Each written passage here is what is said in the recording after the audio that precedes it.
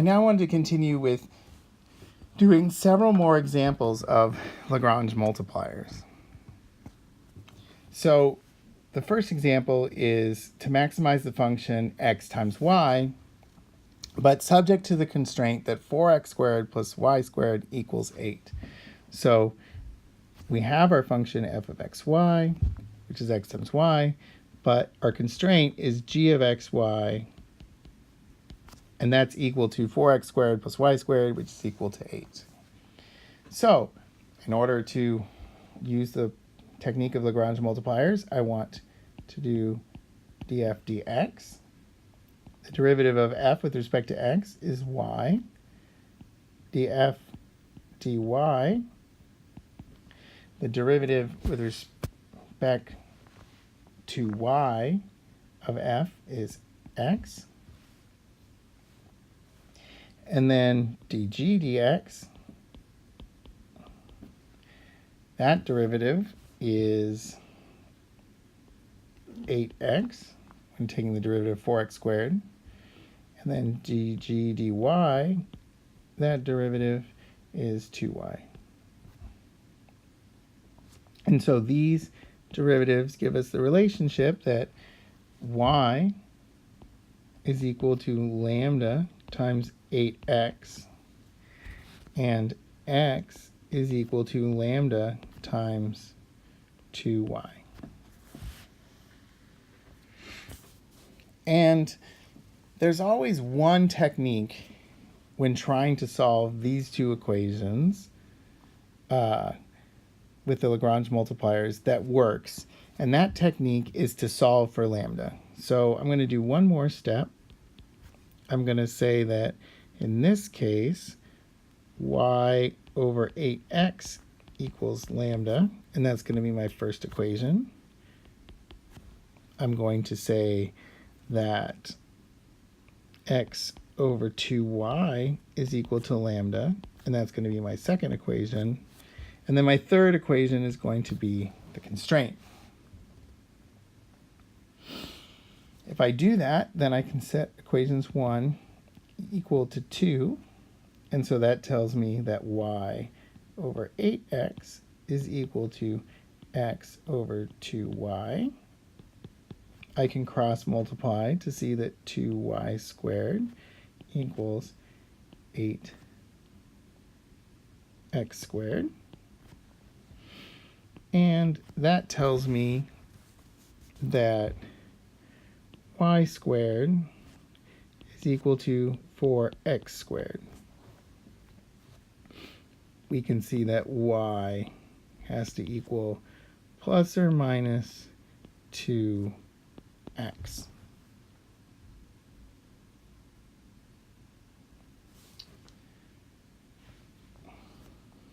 Okay, so we can now substitute this into equation 3. We see that y squared equals 4x squared, and we're going to put that in for this y squared. And that's going to tell us that 4x squared plus 4x squared is equal to 8. So that tells us that 8x squared is equal to 8. So x squared is equal to 1. So x must be plus or minus 1. So now we seem to have that x is plus or minus 1, and y is plus or minus 2.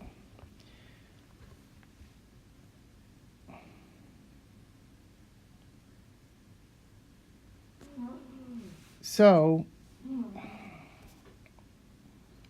if we want to find the maximum, we now have 4 points that we could be possibly looking at. We have the points 1, 2, -1, 2,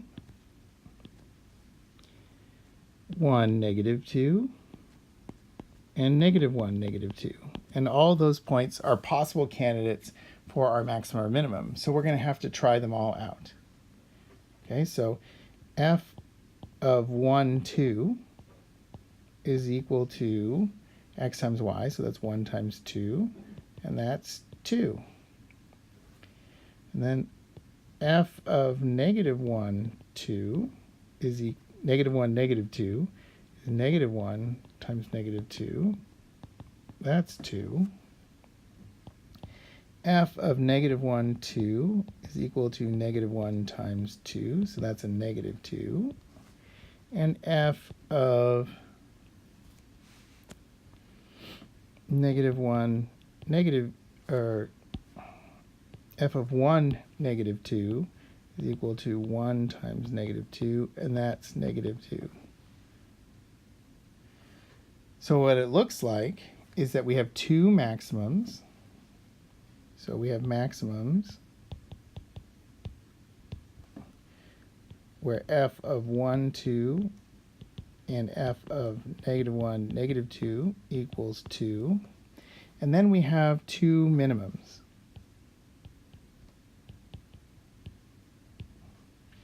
F of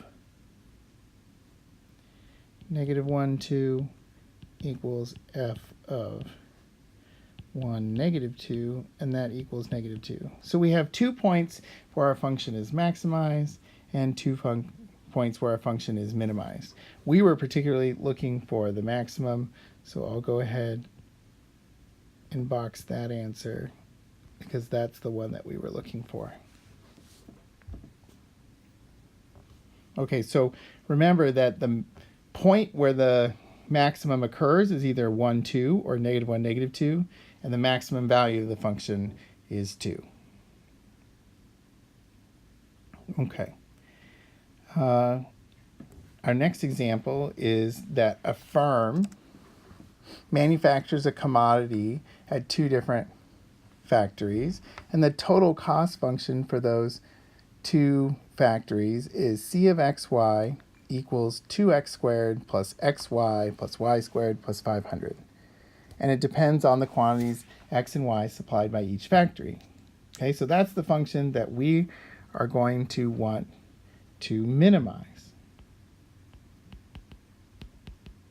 because we want to minimize costs. So the company's objective is to supply 200 units while minimizing production costs. So how many units should each factory supply? So we know that we want to minimize that function, but what is our constraint? Our constraint is the total amount supplied by the 2 factories. So our constraint is g of xy, and that is equal to the sum of the amount that comes from factory X plus the sum of the amount that comes from factory Y, and that total is supposed to be 200. Okay, so we want to minimize the function c. Okay, so this is kind of like our f of xy, and our constraint is g of xy. So to do this, we're going to do dc dx, which in this case is 4x plus y, and then the derivative of the y squared plus 500 with respect to x is going to be 0. dc dy is going to be, in this case, the derivative of this part is 0, so we're going to get y, not y, we're going to get x plus 2y, and then the derivative of g with respect to x is going to be 1, and the derivative of g with respect to y is going to be 1. Okay, so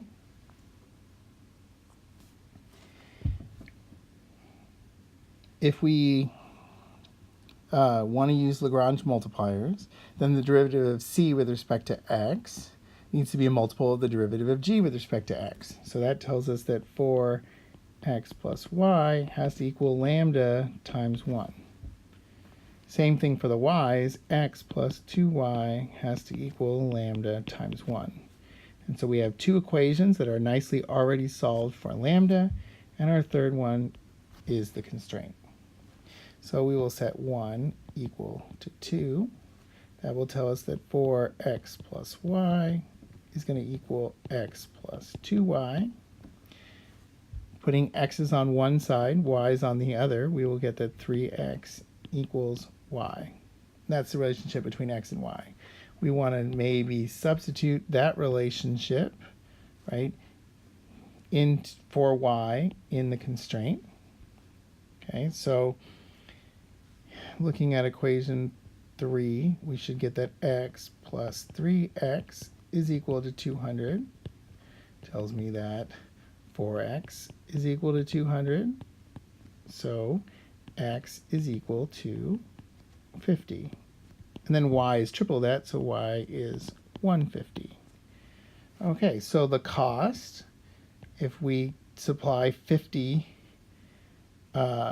units from one factory and 150 from the other, is going to be, now we're going to plug the 50 and the 150 back into C of xy here, and I will spare you the details and tell you that that total cost is going to be $35,500.